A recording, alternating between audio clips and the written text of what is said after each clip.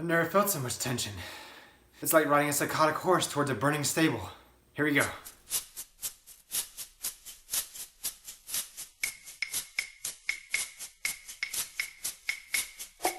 Welcome back to another Hanging with the Herons. My name is James. This is another 365 movies in 365 days in 3 minutes and 65 seconds. Boom, here we go. Hey, we have the Birdcage. What a phenomenal film.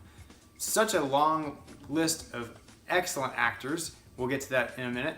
Why do I love this film? Why is it in my collection? I will tell you. I remember seeing it earlier in life and enjoying it the first time I watched it. I haven't watched it too many times, to be honest, but I did buy it at a really good price and I thought the film was great and I wanted it in my collection. So here we are. The performances are excellent.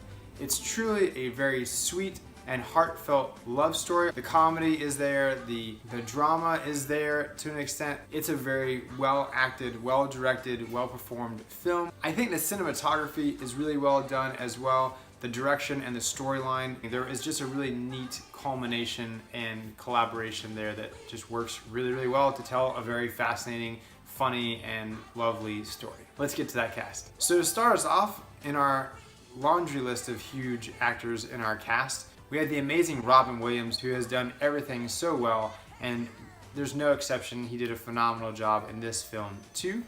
We have Nathan Lane, his partner in crime, literally, and he does also a phenomenal job. You might know him from voice acting in The Lion King, and actually, interestingly enough, did even the video games and some other stuff. He was also in the film The Producers. Diane West, who interestingly was on the TV show The Blacklist, who also Nathan Lane was a part of as well.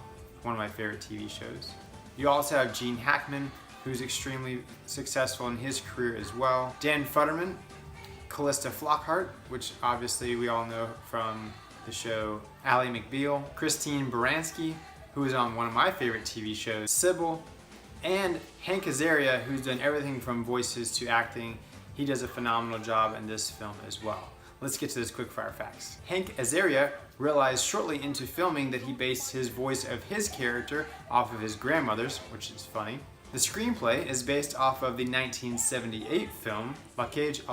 That's the name of that film. Originally, Steve Martin was cast as the character Armand and Robin Williams as Albert. However, because of scheduling conflicts, Steve Martin had to drop out. Having recently filmed Mrs. Doubtfire, Robin Williams turned down the role of Albert. He decided he wanted to play the more subdued role, which is fascinating for Robin Williams and character choices. In the film, Callista Flockhart's character is less than 18 years old. However, she's 31 at the time. There's a scene in the kitchen where Robin Williams falls down. Funny enough, that was not planned, and you can see Hank Azaria trying to fight back after all other falls in the film were planned.